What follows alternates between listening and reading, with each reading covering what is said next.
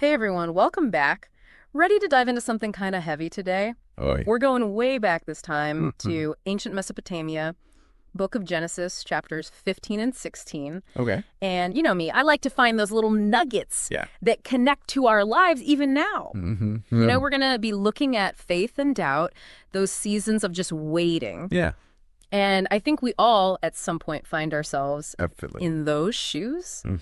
So Genesis, we meet Abram and Sarai. Right. Later, there'll be Abraham and Sarah, big names. Huge figures. But right now, it's the OG names. And what's wild is their story, it's not some dusty scroll. I mean, that's what's amazing is how Nah. relatable it is, even now. Yes. Okay, picture this. God makes them a promise, descendants, like a whole family line. Huge, right? Right. But then years pass. We're talking 11 years. Wow. And still, no kid. Can you imagine the weight of that? Just waiting. It's easy for us to read over that 11 years. Right. Just flies by. But think about a time in your own life Yeah. where you were waiting for something, anything, a job, good news from the doctor, a relationship, to be okay again.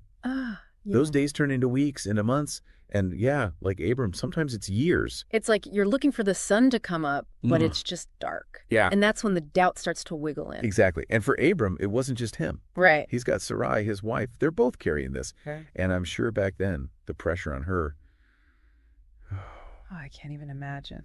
to have a child, it's societal, it's everything. And the source we're looking at, it doesn't shy away from how real their feelings were. Abram, you see him holding on to this tiny bit of faith, but the doubt's right there too. Yeah. It's like he's building a fire so carefully, trying to protect that little flame.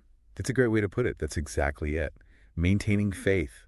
It takes effort, It does. especially when you're in that waiting period. Yeah. It's not just sitting back, it's a choice. Right.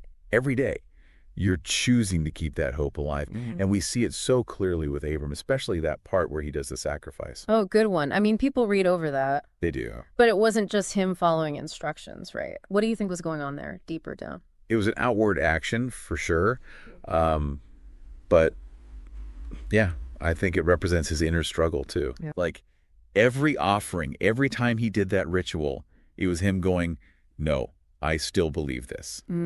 Even with the doubt trying to take over, makes you wonder, what was Abram even praying back then? Right. Was he trying to make a deal with God or just begging for like a little sign? It's so human, though, Yeah. Like, we think faith is supposed to be this perfect thing. Right, like you just know. But it's messy, full of questions, doubts, the whole shebang. Absolutely. And speaking of messy, Sarai's part in all this, we can't skip that. No, she's got her own weight on her shoulders for sure. Right. It's not the same as Abram's, but it's heavy. We talked about the pressure from society back then. Oh, yeah. Intense. But imagine that, plus just how she felt inside. The source makes it clear, Sarai. She's desperate. You really get that sense of, like, time's running out. And maybe even some shame. Like, her own body's not doing what it's supposed to.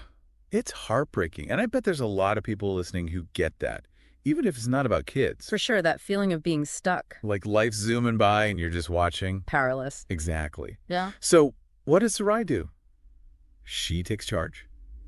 Which, let's be real, that's often where things get even more tangled up. Oh, 100%. Her solution, it's kind of wild to us now, offering Hagar, her servant, to Abram as, like, another wife. Yeah, we got to remember how different things were back then. The whole culture. But it shows how far we'll go when we feel like there's no other way. It's that, if I want it done right, gotta do it myself. Classic. But just like Sarai learns, our actions, even the good-intentioned ones, they have consequences. They ripple out, man. Big time. And suddenly, Hagar's smack dab in the middle of this whole thing. Going from servant to carrying Abram's child. Talk about pressure. I can't even fathom. Her whole life just flipped upside down. Status, identity, everything. The source doesn't really get into her head too much. Right, we're left to imagine. But, it's a mix of, what, fear? Maybe some excitement? And definitely weirdness with Sarai now. Because it's not just them, right? This whole situation, that changes how Hagar sees herself, too. Oh, 1,000%. You go from here to there, it's going to mess with your head. Think about it. You ever had a big win out of nowhere? Promotion, lottery, anything like that? Oh, yeah. Did it change how you acted around people you knew? It's easy to say, nah, I'd stay the same. Right, but in the moment. Human nature's a trip. And that's Hagar's story. It's subtle, but the source uses this phrase, the pain of pride.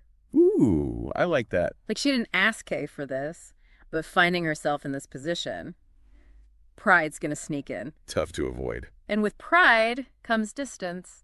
Her and Sarai, you can feel the tension building. Almost like it's unavoidable, right? It reminds me sometimes someone else's good luck. Even when you are happy for them. Yeah, it can stir up stuff inside you. Jealousy, feeling not good enough, the whole 9 yards. We're all human, man. It's messy out here. Messy is an understatement sometimes. And for Abram, I mean, talk about a curveball. He goes from this faithful guy just waiting to suddenly he's a dad. Right, but not the way he thought it'd go down. Not even close. And that's got to be weighing on him, don't you think? Oh, yeah. It's not like this just happened to him. His choices led to it. Exactly. It's one thing to read about Abram in the Bible, all distant and holy. But the source we're using, it shows how torn he is inside. It humanizes him, you know. He's not just some biblical statue. He's a dude dealing with the fallout. Guilt, responsibility, the whole 9 yards. But here's the thing that gets me. What's that? Even with all this drama, the source makes a point of saying Abram doesn't blame Hagar or the kid. That's huge, right? It'd be so easy to point fingers, wash his hands of it. Totally. Yeah. But instead, he's stuck with it. I don't know, it reminds me that messing up. That doesn't make you a lost cause. Yes. There's room for grace, even when our choices backfire. Oh, yeah. Big time. Speaking of which, Hagar's story, it doesn't get easier from here. Nope. She ends up running away, right? Can you blame her? Honestly, no way. All that tension, it was bound to explode.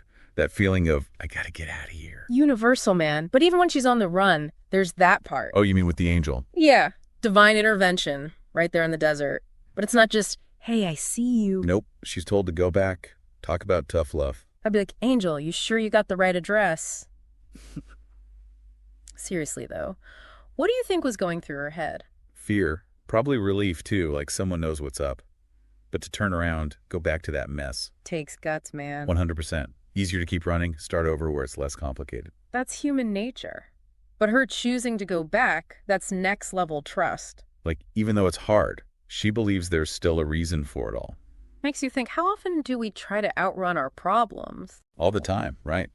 Especially the relationship ones. Those are sticky. But what if, like Hagar, leaning in is where the growth is? Ooh, that's good. Makes you wonder what we miss out on trying to keep things comfy. Right. And there's one more thing about Hagar's story. It really got to me. Lay it on me. Even when she's told to go back, even though it's hard, there's a promise tucked in there. You mean for Ishmael? Yes. A blessing for her son. Like, even when it's messy, even when we can't see the whole picture. Oh, still there. Man, that's why I love digging into this stuff. These stories, they're ancient, but They hit different. they do. Abram, Sarai, Hagar, they're like us with sandals, you know? Totally. Impatient, desperate, a little prideful sometimes. And those are the things that make their journey and DR's so interesting. It's in the mess-ups, the not knowing, that we figure out who we are, right?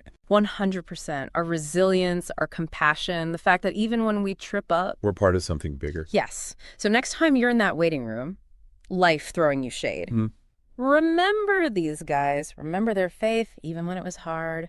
Because maybe, just maybe. It's not about the finish line, but what we learn along the way. Boom.